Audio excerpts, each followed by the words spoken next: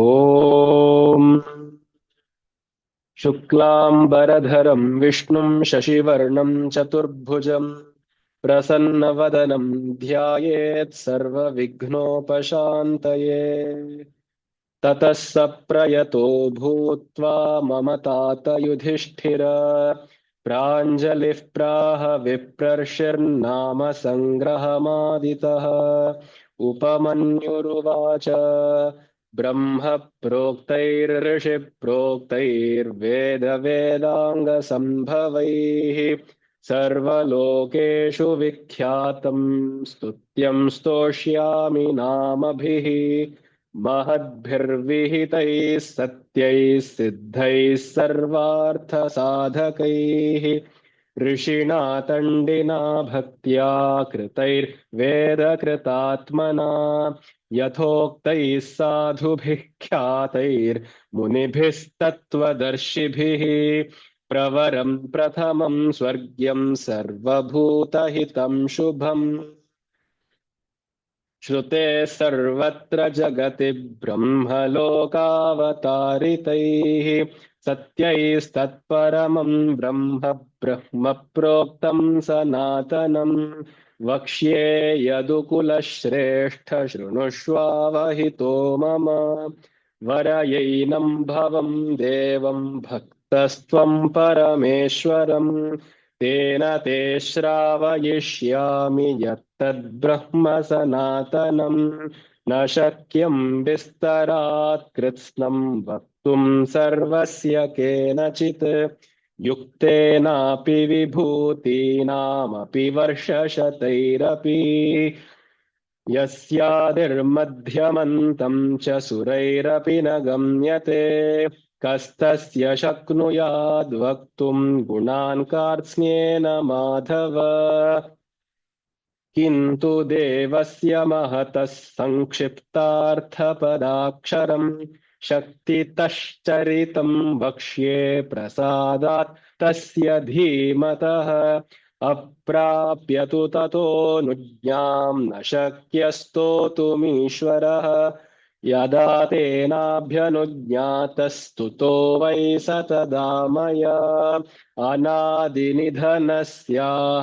जगद्योनिर्महात्मनः नाम्नां कञ्चित् समुद्देशं वक्ष्याम्यव्यक्तयोनिनः वरदस्य वरेण्यस्य विश्वरूपस्य धीमतः शृणु नाम्नां च यं कृष्ण यदुक्तं पद्मयोनिना दश नाम सहस्राणि यान्याः प्रपितामहः तानि निर्मथ्य मनसा दध्नो घृतमिवोद्धृतम् गिरेः सारं यथा हेम पुष्पसारं यथा मधु घृतात् सारं यथा मण्डस्तथैतत्सारमुद्धृतम् सर्वपापापहमिदं चतुर्वेदसमन्वितम् प्रयत्नेनाधिगन्तव्यं धार्यं च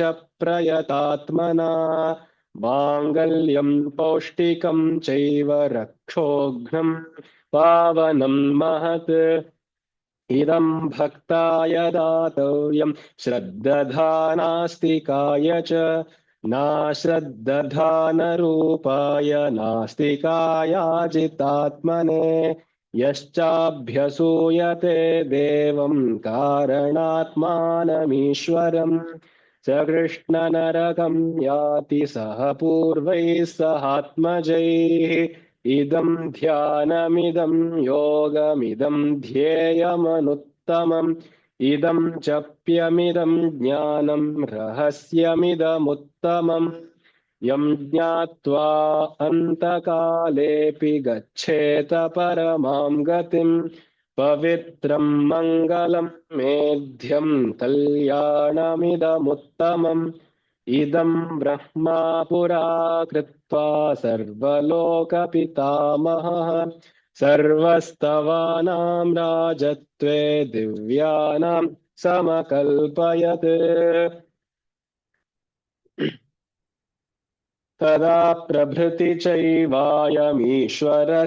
महात्मनः स्तवराज इति ख्यातो जगत्यमरपूजितः ब्रह्मलोकादयं स्वर्गे स्तवराजोऽवतारितः यतस्तण्डिः पुरा प्रापतेन तण्डिकृतोऽभवत् स्वर्गाच्चैवात्र भूर्लोकं तण्डिना ह्यवतारितः सर्वमङ्गलमाङ्गल्यं सर्वपापप्रणाशनम् निगदिष्ये महाबाहोस्तवानाम् उत्तमं स्तवम् ब्रह्मणामपि यद्ब्रह्मपराणाम् अपि यत्परम् तेजसामपि यत् तेजस्तपसामपि यत्तपः शान्तीनामपि या शान्तिर्द्युतीनामपि या द्युतिः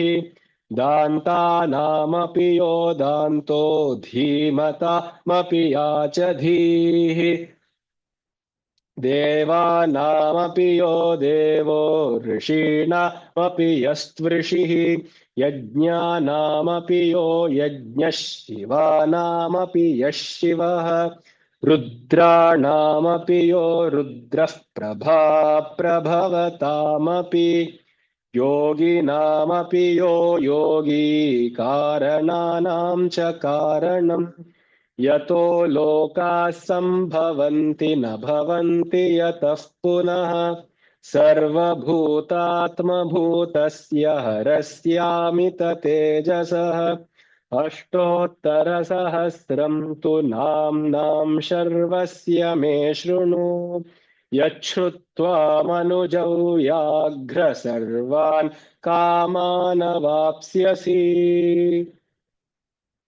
So far we have looked at the preface, which is the Pithika. And to brief you quickly, we have seen that Brahma first created this stotram in praise of Shiva, which is the Brahma Tattva, which is the vast God principle. And from there it came to Swarga.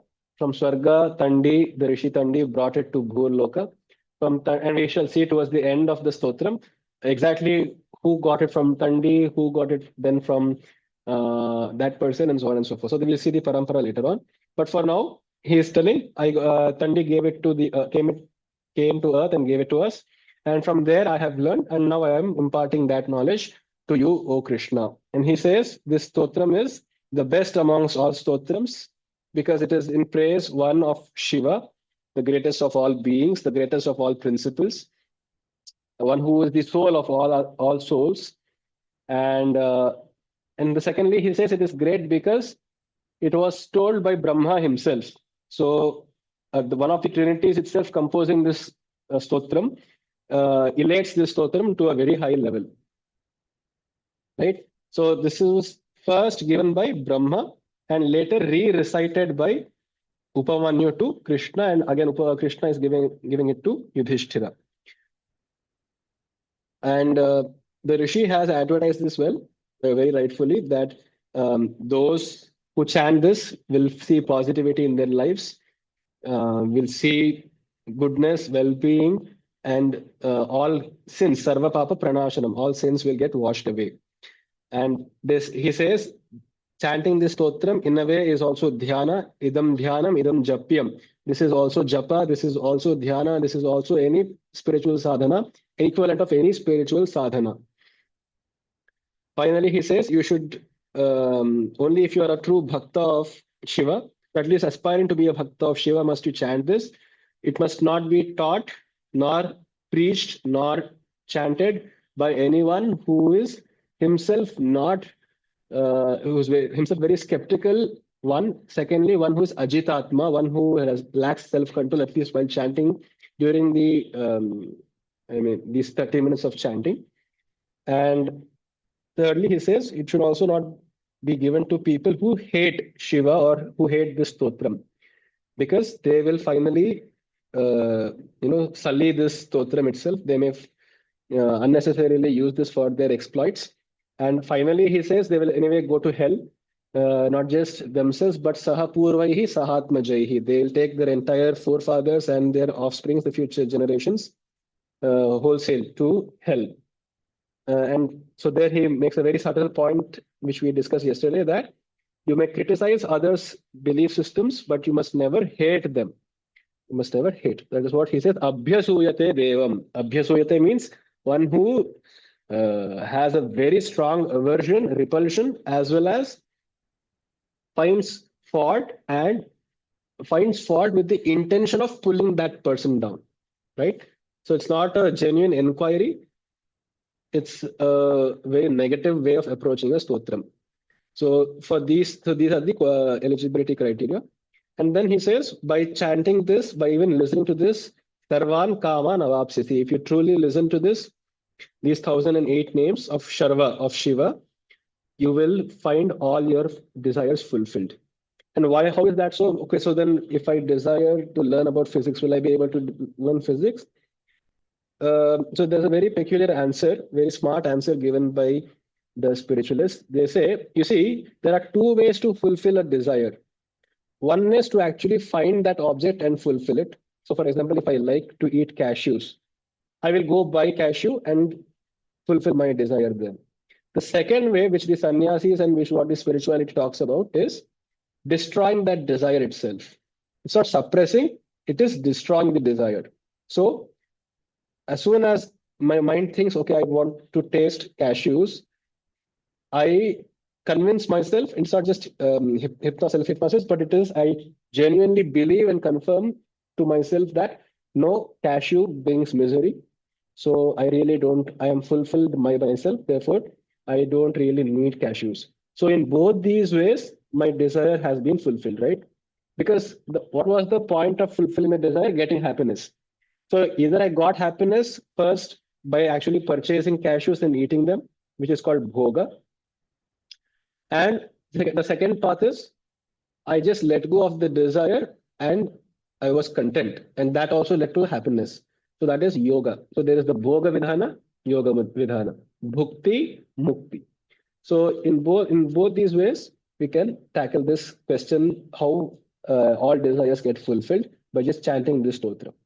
Of course, the very next day you may not find your dream job, your dream company. You may not resolve all problems at your home, but it strengthens us to such a degree with positivity, with such energy levels, that we will ourselves be able to find solutions to them. Okay. So after advertising all of this, we are now in the zone, in the Shiva zone. So let us start chanting the actual Sahasranama. This here begins the actual Sahasranama. There are a lot of slokas. We shall take them as we have been doing, 15 each day.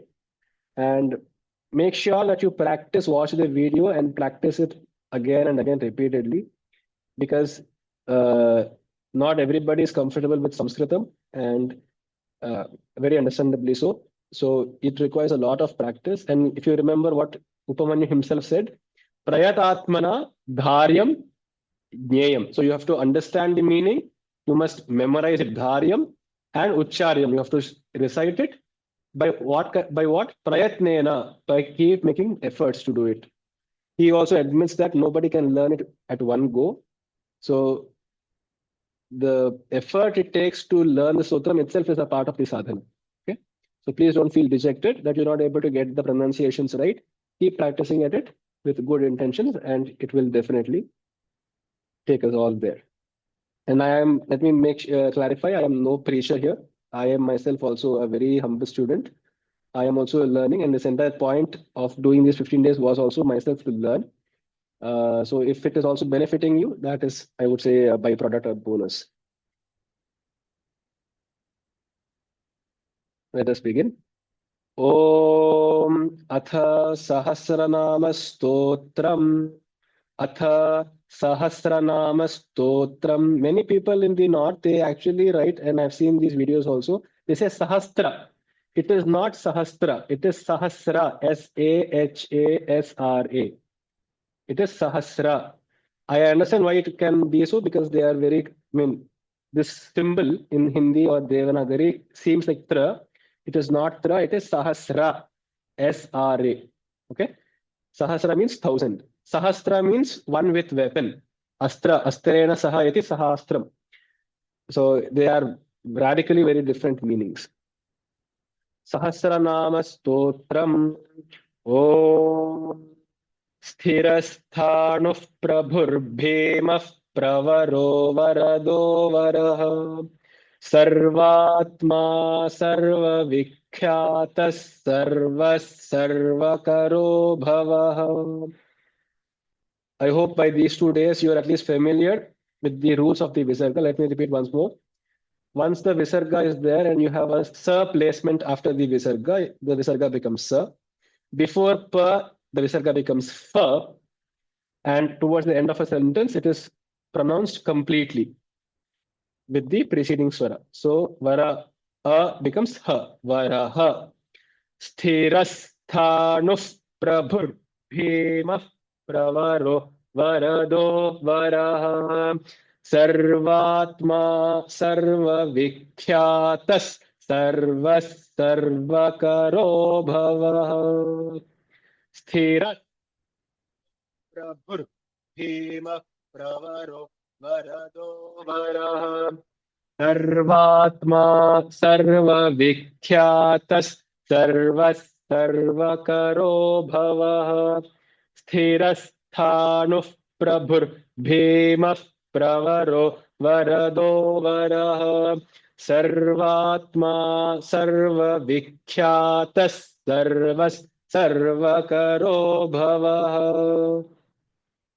जटी चर्मे शिखी खड्गी सर्वांगस सर्वभावनः हरश्च हरिणाक्षश्च सर्वभूतहरः प्रभुः जटी चर्मी शिखी खड्गी सर्वांगस सर्वभावनः हरश्च हरिणाक्षश्च सर्वभूतहरः प्रभुः जटी चर्मी शिखी खड्गी सर्वांगस सर्वभावनः हरश्च हरिणाक्षश्च सर्वभूतहरः प्रभुः. These words are here. Harascha harinakshascha sarvabhutaharaः prabhuः. Harascha harinakshascha सर्वभूतहरः प्रभुः जटी चर्मी शिखी खड्गी सर्वांगस सर्वभावनः हरश्च हरिणाक्षश्च सर्वभूतहरः प्रभुः प्रवृत्तिश्च निवृत्तिश्च नियतः शाश्वतो ध्रुवः श्मशानवासी भगवान् खचरो गोचरोर्दनः प्रवृत्तिश्च निवृत्तिश्च नियतः शाश्वतो ध्रुवः श्मशानवासी भगवान् खचरो गोचरोर्दनः प्रवृत्तिश्च निवृत्तिश्च नियतः शाश्वतो ध्रुवः श्मशानवासी भगवान् खचरो गोचरोर्दनः प्रवृत्तिश्च निवृत्तिश्च नियतः शाश्वतो ध्रुवः श्मशानवासी भगवान् खचरो गोचरोर्दनः. Let us discuss the meanings of these three and then we should move ahead. Sthira. Sthira is one who, now all these are names or pointers we have discussed to Shiva. To Shiva, which is, now Shiva is visualized in this entire stotram as being not only this Himalaya Vasi, this yogi kind of a figure, but here Shiva represents that tattva which we have already discussed. Sarva Bhutatma Bhutasya, one who has become the soul of all of us, one who has become the Vishwa itself, Vishwarupaha Haraha. He has become every single form of the universe, good, bad, and the ugly. All of it is Shiva. Now, this is very powerful because in the same line of philosophy, there is also a very important mantra in the Vedas called as the Rudra, Namakam and Chamakam.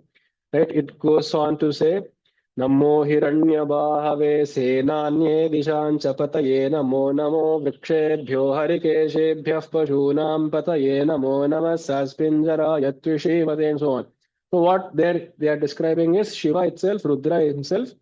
But then he says, you have come here as the vrikshas, as the trees, as the leaves, as the soil, as the caves, as the ones residing in caves, as people, as buildings, as objects, as this spoon, as this laptop, etc., etc., all these metals and so on. So the very same idea is presented here in a stotram form. That is a mantra, this is a stotram. That's the only difference. And stotram, in fact, is more useful because it is open to everybody and it has lesser restrictions as compared to a mantra. So please let us all make the best use of this. So the very same idea that Shiva, which is Rudra, which is Hara, which is Mahadeva, is himself every single part of the creation as well as that which is beyond creation. So that very idea is described. And so this point of these 1008 names is just to identify those 1008 objects, those 1008 qualities in which he seems most evident. So the first adjective is sthira. Sthira means one who is stable. Sthanu, one who is as stable as a tree, the tree trunk, who is the tree trunk to the universe. Prabhu, the Lord. Bhima, the ferocious. Pravara, the greatest. Varada, one who gives boons. Varaha, he is the boon himself. Sarvatma, he is all the souls. Sarva Vikhyata, he is known to everybody. Sarvaha, he is the everything. Sarva Karaha, he makes everything happen. Bhavaha, he is the world. You see, the first opening shloka itself gives us the gist of everything that he is. So he is that unchanging principle. He is the Lord as God. He is also very ferocious. So he can. So we don't have this idea in Hinduism that God is only all good, unlike in Islam and Christianity, where they have this very peculiar philosophical problem called as the problem of evil, right? So the thing is, if they say God is as good as they claim him to be, why is there suffering in the world? Or why does he allow suffering to be in the world, right? So we don't have that problem because we have envisioned him in his totality, which means God, he or she, whatever that gender is, we don't really care about the gender, she, he, it, whatever. That because it is everything, it is also the good, it is also the bad, it is also the ugly. So in fact, in that Ruddham, which I was telling about, they say, Stahu Nampataye Namaha, Nishacharebhyo Namaha. So he is the dacoit, he is the murderer, he is the killer, he is the slayer. And not just of evil. He is also the slayer of evil, he is also the slayer of good people. He is death himself. So he is the one who punishes the good people, he is the one who punishes the bad people also. So we don't really have this idea that God must be only good, everything good, or only compassionate, only you know, well-meaning, etc. Because we understand God can. I mean, these ideas of good, bad, evil, etc., are all human constructs. That is what this very profound philosophy of ours say. So he is Sarva. So you see here, the first opening line itself makes this triumphant call that he is everything. And so everything would include good, bad, and evil, because good, bad, and evil is our lenses. So having said that, let's go ahead. Jati is one who has the jata, the matted hair. Charmi, he wears the skin. Shikhi, he has the hair left long. Khadgi, he holds a sword. Sarvanga, he has all organs. Sarva Bhavana, he has all emotions. Hara, he is the one who destroys. Harinakshascha, he is the one who has very chanchala eyes, one very wavering, flickering eyes, eyelashes. Sarva Bhuta Haraha, he is the one who destroys all living beings, all creatures. Prabhu, he is the Lord. Pravritti, he is the one who um, engages us. Nivritti, he is the one who detaches us. Niyataha, he is controlled. Shashwataha, he is the eternal principle. Dhruvaha, he is stable. Shmashanavasi, he lives in the shmashanas as the symbolification of death. Bhagavan, he is the greatest admired God. Khacharaha, he walks in the space. Khachara, he walks in the cosmos. Gochara, he walks like the cows, very elegantly. Ardhanaha, he tortures us. Ardhana is torture. You say Janardana, right? So many people think it is Janardhana, Dhan. It's not wealth. It is Ardhana, Jana, Ardhana. Ardhana means one who punishes, one who tortures, one who torments people. So it's actually a very eye-opening meaning to it. Because like I said, we don't really envision God to be only good. We understand he can be terrible, he can be fearful also. He can be very cruel also. अभिवाद्यो महाकर्मा तपस्वी भूतभावनः उन्मत्तवेष प्रच्छन्नः सर्वलोकप्रजापतिः अभिवाद्यो महाकर्मा तपस्वी भूतभावनः उन्मत्तवेष प्रच्छन्नः सर्वलोकप्रजापतिः अभिवाद्यो महाकर्मा तपस्वी भूतभावनः उन्मत्त वेष प्रच्छन्नः सर्वलोक प्रजापतिः. If you remember from one of the rules that we spoke about was, whenever there is a samyuktakshara, a conjunct letter like pra, before a short vowel like vesha, and then pra. So you emphasize that consonant a lot. So it becomes unmatta vesha prachanna. Unmatta vesha prachannas sarva loka prajapati. Again, you see here, loka prajapati becomes loka prajapati. Loka prajapati. So unmatta vesha prachannas sarva loka प्रजापतिः अभिवाद्यो महाकर्मा तपस्वी भूतभावनः उन्मत्तवेष प्रच्छन्नः सर्वलोकप्रजापतिः महारूपो महाकायो वृषरूपो महायशाः महात्मा सर्वभूतात्मा विश्वरूपो महाहनुः महारूपो महाकायो वृषरूपो महायशाः महात्मा सर्वभूतात्मा विश्वरूपो महाहनुः महारूपो महाकायो वृषरूपो महायशाः महात्मा सर्वभूतात्मा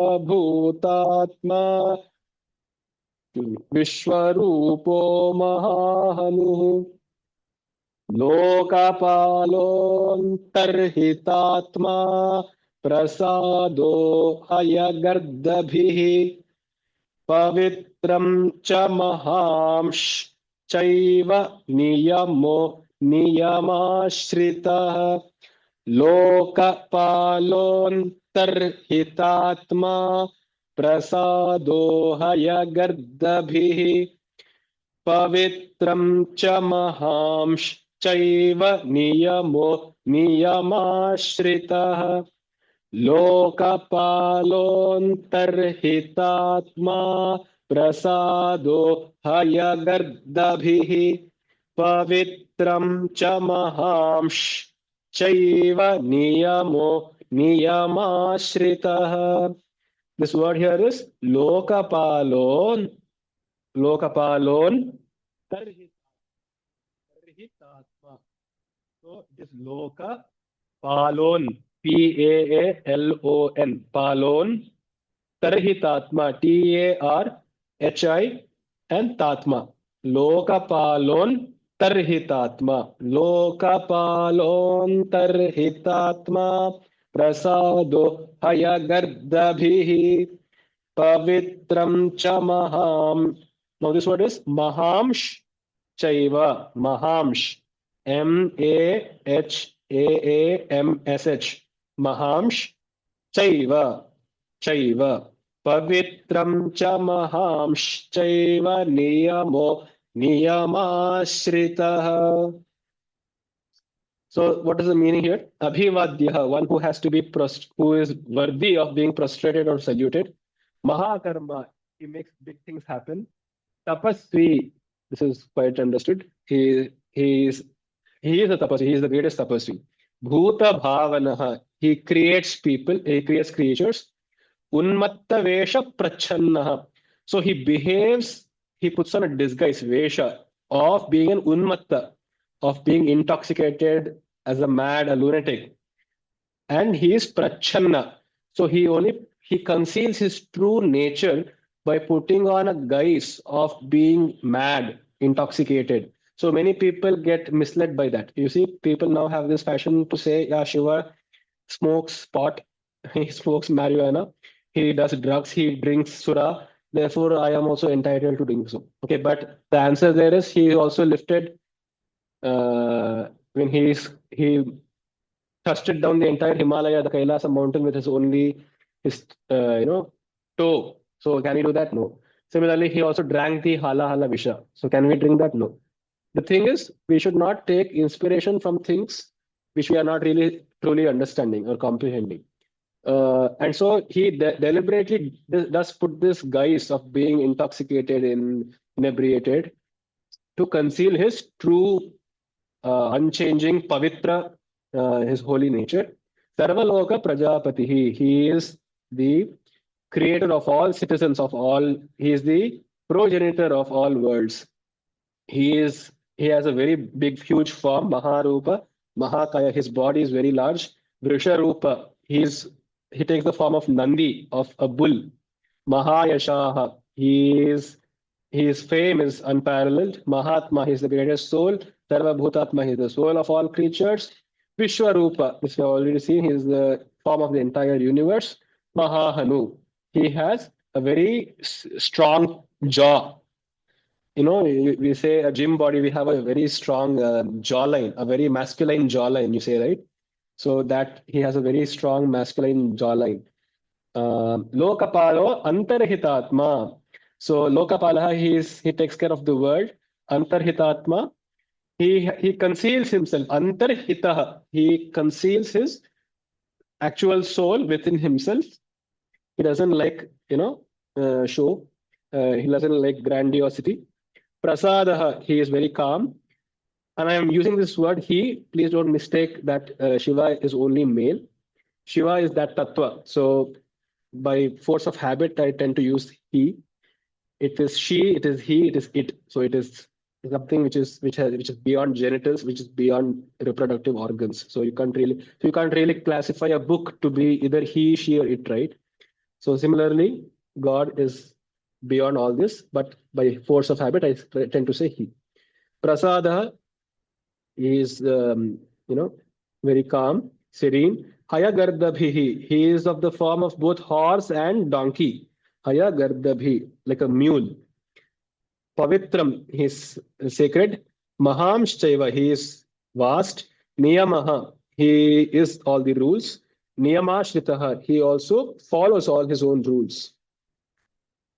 Okay, any questions so far?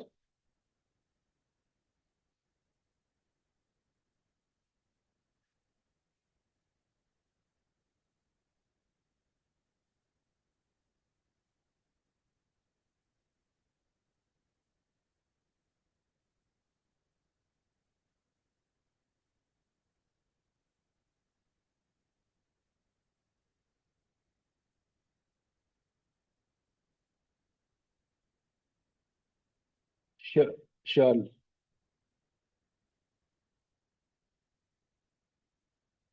surely, surely, surely. I would do that. Thank you.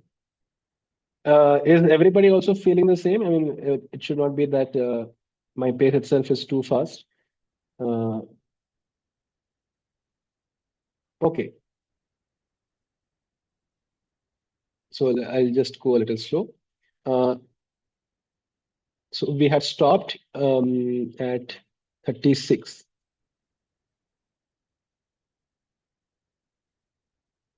Sarvakarma swayam bhuta adiradi karo nidhi सर्वकर्मा स्वयं भूत आदिरादिकरो निधिः सर्वकर्मा स्वयं भूत आदिरादिकरो निधिः. This word, I think many of you who know Devanagari may confuse this to be double M. It is not ma, it is bha. Swayam bhuta. Okay. Adir adi karo nidhi. Sarva karma swayam bhuta adir adi karo nidhi.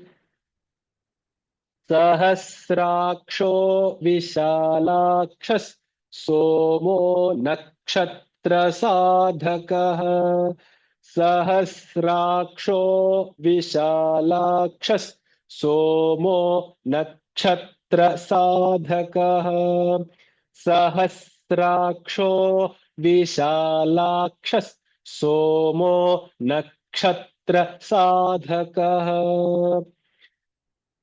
Here it is again, it is not Sahastra. Please keep this in mind. Sahasra, Sahasraksho, Vishalaksha, Somo, Nakshatra Sadhakaha. Chandrasuryash Ketur Graho Grahapatirvaraha Atri Ratriya Namaskarta Mrigabanarpa no Nagha Chandrasuryash Ketur Graho Grahapatirvaraha Atri Ratriya Namaskarta Mrigabanarpano Nagha Chandrasuryash Ketur Graho Grahapatirvaraha Atri Ratriya Namaskarta Mrigabanarpano Nagha. You see here, this Visarga is followed by Sa, therefore it becomes Sa. Here the Visarga is followed by Sha, therefore it becomes Sha. Here Shanihi and Ketu becomes, now the Visarga is followed by Ka. Like I said before, there is no, it doesn't change into anything but the Ha itself, but that Ha becomes very guttural. So like you say in Arabic, right? So Shanih Ketu. So you try to you stress it a little more gutturally. Chandrasuryash Shanih Ketur Graho Grahapatirvaraha. Please make sure it doesn't sound too guttural, lest people think we are chanting some Quran verses. Chandrasuryash Shanih Ketur Graho Grahapatirvaraha Atri Ratriya Namaskarta Mrigabanarpa no Nagha. Atri Ratriya Namaskarta. Atri Ratriya Namaskarta. Mriga Banarpana Mriga Banarpano Nagha. So Atri Ratriya Namaskarta Mrigabanarpano Nagha. Mahatapa Ghoratapa Adino Dina Sadhakaha Samvatsara Karo Mantra sorry Samvatsara Karo Mantra Pramanam Paramam Tapaha Mahatapa Ghoratapa Adino Dina Sadhakaha Samvatsara Karo Mantra Pramanam Paramam Tapaha Mahatapa Ghoratapa Adino Dina Sadhakaha Samvatsara Karo Mantra Pramanam Paramam Tapaha. Let's look at the meanings. So, Sarva Karma, he who does all actions. He who does all actions is Sarva Karma. Swayam Bhuta. one who is born by himself, self-born. Swayam Bhuta. Swayam Bhuta is self-born. Adi, Adihi, Adikaro, Nidhihi. Adi means one who is the beginning. Adihi, beginning. Adikaraha is one who starts the beginning of everything else. One who initiates. Adikaraha. Adikaraha. And now once we start discussing the 1008 meanings, right, you will yourself be able to make out the meaning very soon. You will get accustomed to these are very popular words. So you will soon pick up that, get the hang of understanding the meaning yourself. Adihi, Adi Karaha, Nidhihi. Nidhi is treasure. He is a treasure. Nidhi is treasure. Sahasraksha. He has 1,000 eyes. Aksha is eyes. Sahasraksha. Vishalaksha. Now, who can tell me what does Vishalaksha mean? Exactly right. Correct. Vishalaksha, large, huge eyes. Somaha. Soma is, we know from Somawar, right? Soma is Chandra. He is the moon.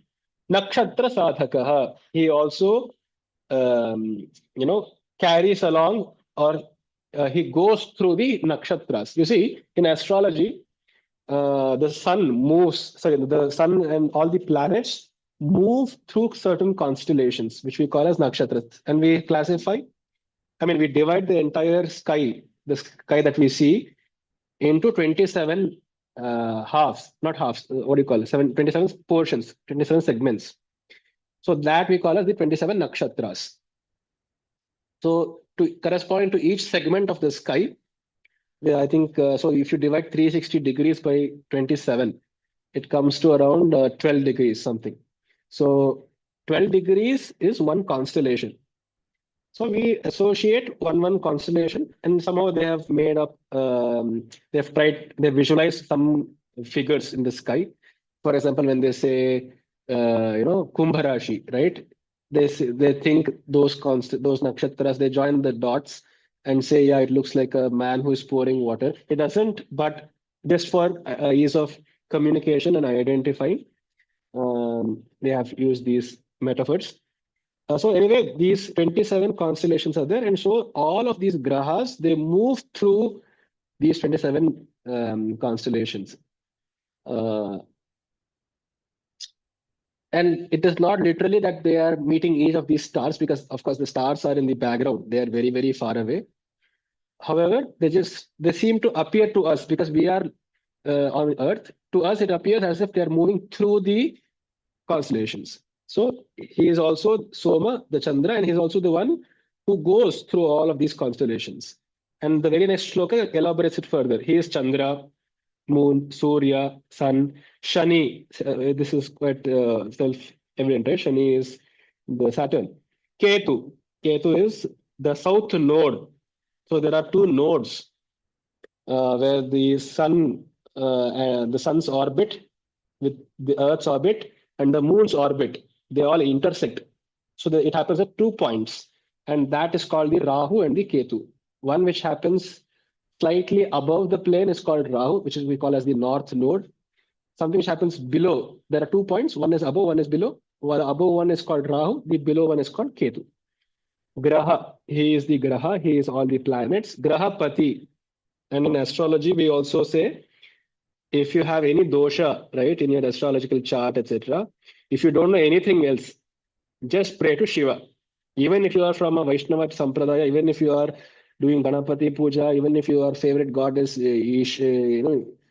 Jesus, even if your favorite god is Allah, and if you feel you are being somehow astrologically impaired, they say you pray to Shiva because he is the Grahapati. He is the lord of all the grahas. Vara, again, we have seen this word. It means boon. He is great. He is the boon himself. Atrihi. Atri is the Maharshi Atri. Atri is believed to be an avatar of Shiva. So he is also Atri. Atriya Namaskarta. He was also prostrated to by the Rishi Atri. Atriya Namaskarta. He has been prostrated to by Atri. How? Because Dattatreya, his son, was Shiva's avatar himself. So that is the first peculiar case where the rishi actually bowed down to his son, saying how great he was. So Atriya Namaskarta Mrigabanaha Mrigabanarpanaha Anagha. Anagha is simple. Agha means sin. Agha means sin. Papa. Anagha is one who does not have sin. Okay. We will again see these words repeated very often. Mrigabanarpanaha. Um, you know, he made mriga. He made a deer. It's itself as bana. His arrow is one meaning. Secondly, he has pierced the mriga. He hunts basically. The meaning is he hunts deers with his banas, with his arrows. Mriga banarpanaha. So this takes us to the symbolism of Shiva being a nishada, being a tribal, being a hunter. And that, if you read the Vedas, is a very common trope that Shiva is called the nishada. Shiva is called a mrigapati, a pashupati. He is called the um, a hunter. That is a very recurring theme. And we see that evidence in Mahabharata also. If you remember, when Arjuna goes to do tapasya, Shiva comes in the form of who? As a tribal, as a hunter to test Arjuna. And so that is one. Anyway, coming to why he is called Chandra, Surya, Shani, this is a very significant thing if you are aware of astrology, because Shani, Surya, and Ketu are all three malefic planets. They are very strong, and they're also very masculine planets. And Shiva is the embodiment of the yang energy. So there is yin and yang, the masculine and feminine. So he of course embodies both energies, but more predominantly he is masculine. So he is the masculine Surya, the sun, Saturn, and Ketu. Let me take just a minute more here to explain how he is Ketu. You see, Ketu is a planet. So if you see Ketu in your placement in your chart, uh, Ketu represents detachment. He represents loss. LOSS, loss. He represents vairagya, dispassion, detachment, spirituality, uh, decline, degradation, disease, and finally, he also represents death. Ketu. So similarly, and you see all these tropes, all these characteristics are exactly the same as of Shiva. So we can make that one-to-one correlation. Why he is also Ketu. And what else? Why is he Shani? Because you see, Shani is a very slow-moving planet, and Shani bows down to only one person. He doesn't even bow down to Surya. You see, according to the legend, Shani is a rebel. He rebelled against his own father, which is Surya. And so there's only one person he bows down to and he respects, and that is Shiva. And Shani is also a planet which brings immense suffering and punish. He keeps account, you see, like Chitragupta. So he keeps track of all of our karma, and he is very meticulous and very unforgiving. And that similarly is also Shiva. Though he is Ashutosha, at the very same time, he is also unforgiving of our mistakes. And why is that the case, if you ask? I think this is my interpretation. And that is because if there is no deity who keeps the law, you saw this Nama, right? He is Niyamashrita. He maintains the law. If there is no such strong masculine personality like a police, like, see, you don't expect a police to be, morally flexible. If that is the case, then why even have a law, right? In all of these ghettos, we see how police are so incompetent many times when there is a difference of rule for one community and against the other. We keep questioning why are the police not doing anything there? So it requires a very strong, masculine, unforgiving, rigid person to maintain the law. So whether I feel myself to be good, I'm a shishta, I'm a good person, or no, that fellow is a bad person. That is again, like I said, it is our lenses. So he is very strict about. He's a stickler for rules. There's no forgiving. There's no pardon. There is no mercy at his. So that is why Shiva is also sometimes very less popular, and so he is also less approachable. That is what people feel. Anyway, coming to this, Atri, now this I have explained. He is also Atri Maharshi. He is Dattatreya Swarupa, therefore prostrated to by Atri, his father. Mriga Banarpana, he is the hunter. Next, Mahatapa Ghora Tapaha. He has done a lot of tapasya. He has done very ferocious tapasya. Adiraha. Dina means one who is dependent. Adina. He is Adina. Dina Sadhakaha. He protects people who are dependent. Samvatsara Karaha. Now, if you see here, again the word Kara came. Now, Kara, if you remember, what was it? One who does. Adi Kara. One who does beginnings. One who starts. So, Samvatsara Kara means one who starts the Samvatsara. One who brings the Samvatsara. Who runs the cycle of years, months, and days. Mantraha. Again, self-evident. Pramanam. He is the Pramana. He is the source of knowledge. Pramana means a source of knowledge. Paramam tapaha. He is the ultimate tapasya. Nobody can beat his tapasya, tapas. So on this context of pramanam, let me just quickly tell you that there are three pramanas. Actually, more than three, but three pramanas which are accepted very largely. Pramana means a source of knowledge. Pramanam, first is pratyaksha pramanam, means the knowledge which is derived from direct experience, pratyaksha. For example, I am looking at this laptop. So that is one kind of knowledge. So knowledge need not literally be always writing exams and passing exams. Knowledge means experience, information. So I am able to see that there is a laptop in front of me. That is a pratyak. And how did I get that knowledge? Through my eyes, my vision. So that is pratyaksha. Second is anumana. Anumana means inference, logic. You see, I am not really looking at the screen now.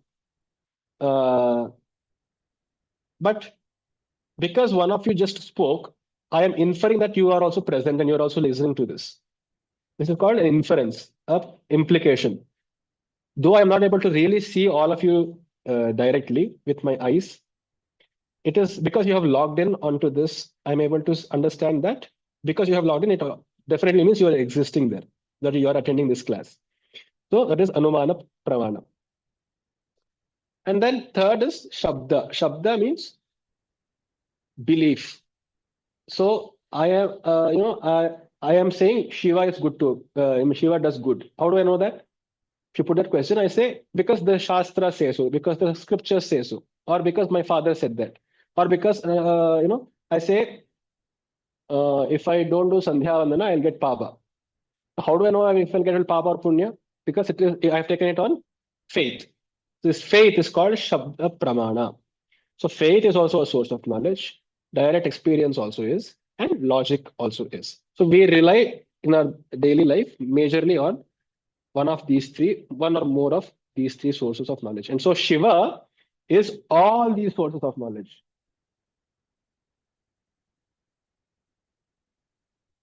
Is there a question?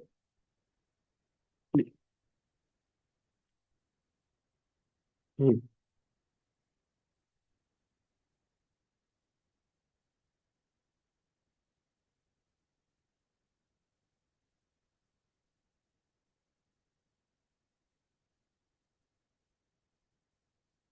Absolutely, no, absolutely. That is true. That is also included in Shabda Pramana. Yes. Yes. Thanks. So this is about Pramana. Thank you. And let's move ahead. And I know that the time is already up. So but since we started 5 minutes late, I hope you guys will be around for 5 more minutes. We'll just complete till 41. Okay. Please do stay back. If you are not able to, please, no worries. You can always watch the YouTube video, the recording.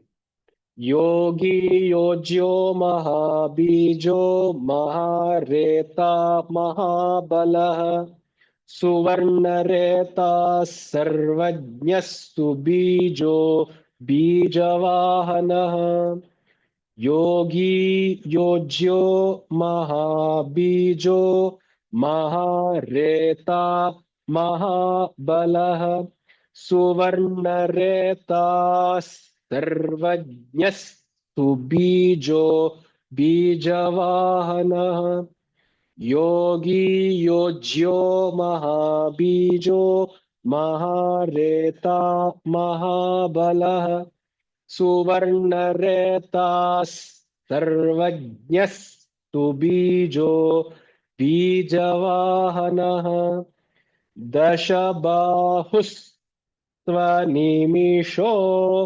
Neelkanth उमापतिः दशबाहुस्त्वनिमिषो Neelkanth उमापतिः विश्वरूपः स्वयं श्रेष्ठो बलरूपो बलवीरो बलो गणः विश्वरूपः स्वयं श्रेष्ठो बलवीरो बलो गणः दशबाहुस्त्वनिमिषो नीलकण्ठ उमापतिः विश्वरूपस्त्वयं श्रेष्ठो बलवीरो बलो गणः दशबाहुस्त्वनिमिषो that word is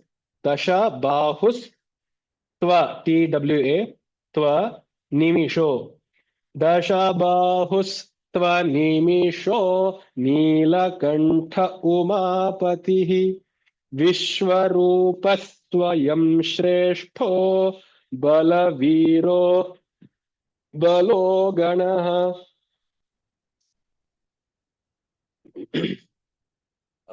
now I forgot to ask is there any question about the pronunciation so far? Please do let me know in case of the question of the slokas that we have discussed so far. If anybody is finding a challenge with any particular shloka, the pronunciation of the words, etc., please do ask. I know this has become more of a monologue. Unfortunately, that is the only way because since we are in an online meeting and we have very limited time, I deeply wish that we could all have a very joint discussion, a dialogue with each one of you. But with the limited time that we have, maybe after the Mahashivratri, once we complete all these shlokas, we can still continue this project further and meet up daily or weekly, whatever the thing is. We can decide that later to have to discuss in depth the meaning of all of this. And I would love to hear all of your inputs. I mean, all of you are definitely much more spiritually advanced than me, but because of this time limitation, I'm not able to really take up your questions and suggestions more. So please do forgive. Let us see what we can do and meet further and keep all of this. I would really love to meet all of you, at least virtually, and take this forward after the Shivaratri too. Anyway, Yogi Yojya, he is Yogi. Nothing else needs to be said about this. Yojya, one who is Yojya means one who must be united with. Yojya means one who must be united with. Mahabija, he is the greatest seed. Bija means seed because he is the cause of the universe. He is the seed from which the universe has sprung out, has sprouted out. So he is the Bija. Mahareta. Reta means semen. Reta also means seed. It also means semen. So this again is a very common trope. I mean, I don't mean it in a very vulgar sense, but this is what it is because the Vedas and all these Puranas, etc., are very open about the organs. They really don't have this Victorian mentality of snubbing or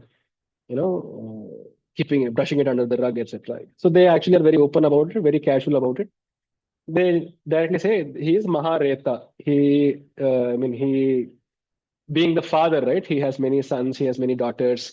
He created the gods, so he has a lot of semen. Mahabalaha, he is of a great strength. Suvarna Retaha, again, he has.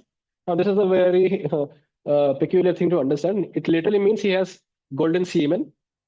Now, how that must be interpreted is because you see, there is this concept called the Hiranya Garbha, right? Brahmanda, we say. You say Brahmanda means the egg of Brahma. Which means Brahma sprouted from that egg. Brahma is the first deity, the first god before creating the universe. How did he come into existence? Because he was born from a ball of energy. That is how we visualize Brahmanda. So from that, how did that egg come? So if there is an egg, it obviously means there was fertilization, right? And that egg was golden in color, is what the Vedas say.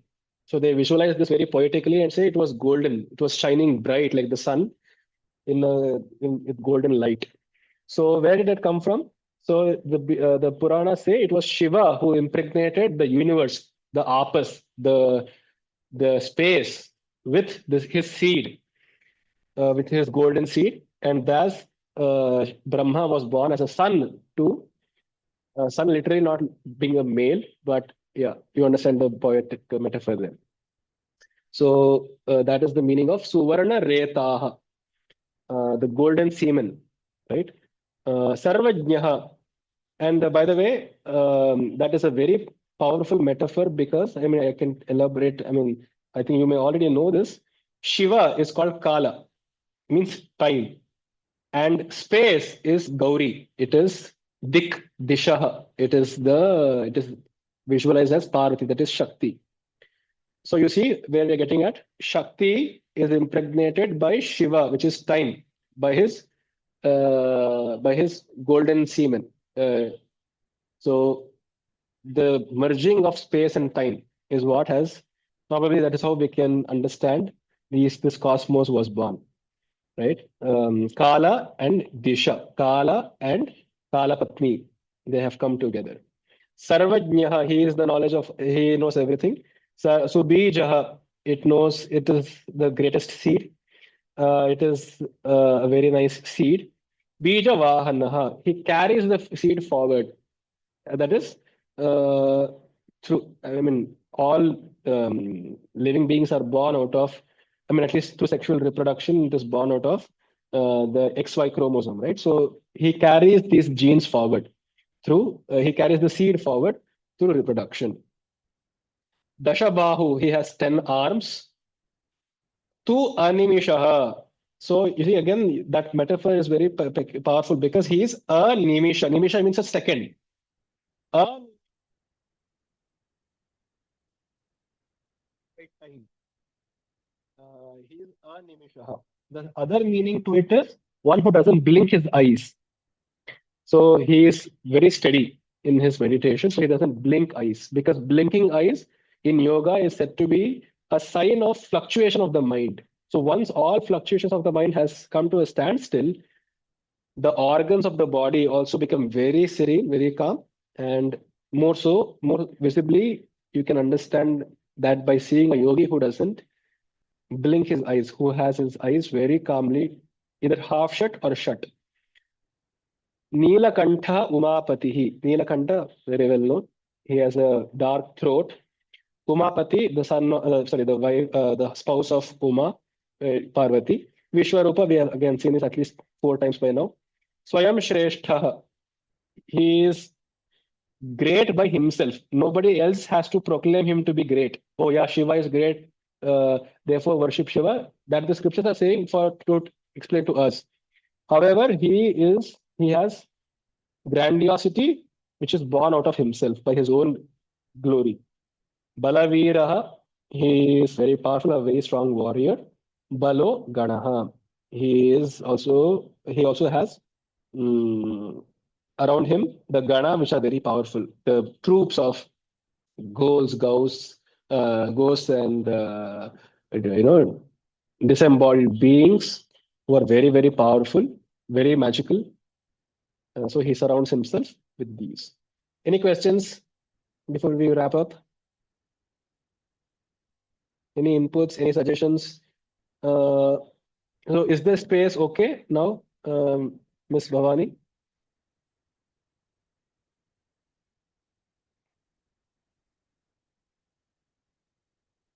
Thank you. Thank you. Dhanyawad. Dhanyawad. Any more questions? Astu. Yeah, I apologize for taking some extra time. We shall try to stick to the time tomorrow. Please do watch the videos, the recordings, and we'll get back tomorrow. We'll resume tomorrow with another set of 15. Yes, ma'am. I have put it on the group. Are you all part of the WhatsApp group? I don't know. You have joined the group now, so I will repost the link. I will repost the link. You can watch it. Sometimes I understand that I have to sometimes hurry things up. But since the recordings are there, that is somewhat like a saving grace. So please do relook the recordings and try to follow if anything is not understood. धन्यवाद. ओम शांति शांति शांति. Namaste.